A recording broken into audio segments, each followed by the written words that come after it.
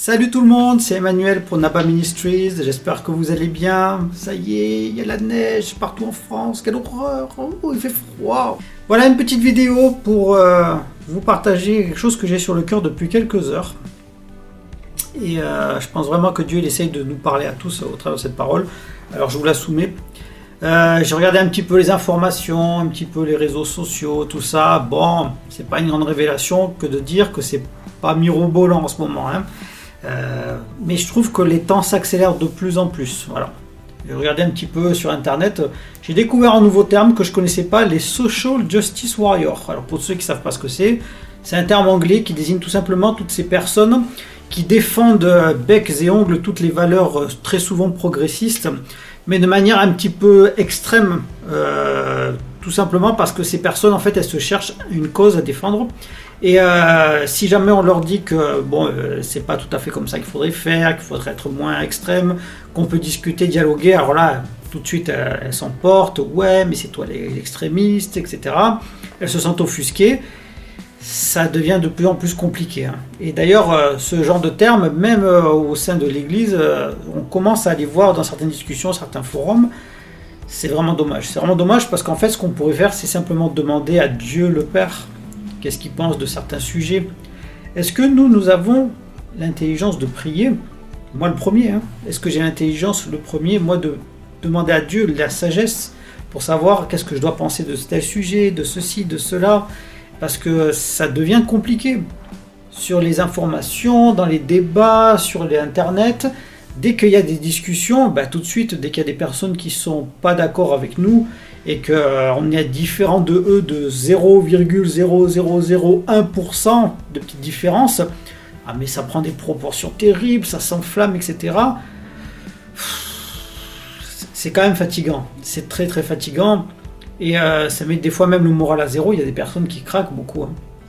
Je regardais ça, je disais, mais Seigneur, d'accord, oui, il faut prier pour la sagesse, il faut prier pour ceci, pour cela, mais c'est difficile, quoi. Dieu nous a créé chacun d'entre nous à cette époque-là dans un but précis. On a tous un appel différent.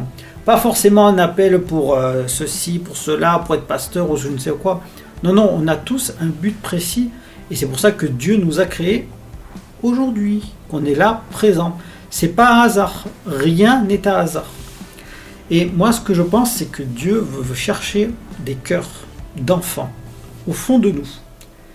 Et lorsqu'il va trouver ce cœur d'enfant et que nous on va rencontrer Dieu le Père, il y a tout qui va se débloquer.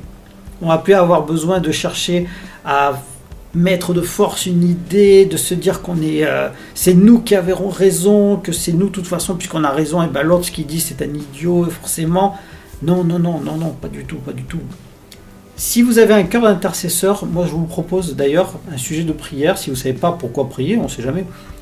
Passer du temps avec Dieu et prier pour que les esprits de dispute, les esprits de zizanie, qui sont là en train d'agir un petit peu partout sur la terre entière et dans la francophonie, puissent cesser de pouvoir émettre leur voix, de pouvoir agir.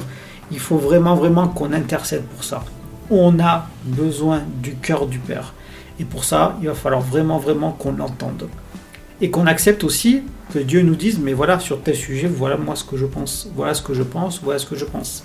Des fois même, on va être choqué de savoir qu'est-ce que Dieu pense. Mais il y a toujours un but là derrière, et c'est toujours pour notre bien. C'est jamais pour dire, c'est comme ça, tais-toi. Non, ça, c'est pas le cœur du Père. Le cœur du Père, c'est la tendresse, c'est la bonté. C'est l'endroit vers lequel on peut se réfugier quand on va pas bien et qu'on a besoin de se retrouver avec lui. Et là, quand on fait ça, on trouve le pourquoi on a été créé à cette époque. Vraiment, je vous soumets ça. Il faut qu'on arrête avec les disputes, il faut qu'on arrête avec ceci, avec cela, même entre nous chrétiens, je veux dire, c'est compliqué. On peut ne pas être d'accord, ça s'arrête là, il n'y a pas besoin que ça prenne des proportions immenses, voilà. De toute façon, je vais vous dire, dans le futur, honnêtement, ça va de plus en plus aller mal. Ça va de plus en plus aller mal, et on a besoin de prier pour savoir qu'est-ce qu'on doit faire. Il y a certains chrétiens, j'ai vraiment reçu dans mon cœur, qu'ils vont préférer partir des assemblées dans lesquelles ils sont, juste parce qu'il y a un tout petit point de désaccord, mais un truc ridicule dans lequel ils pourraient discuter ou pas, mais comme ça touche à leur identité, ils ne peuvent pas l'entendre parce qu'ils sont blessés.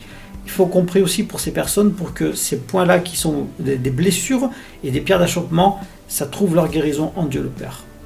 Voilà, c'est une petite pensée que je voulais vous partager. Portez-vous bien, faites très attention à vous. Ciao.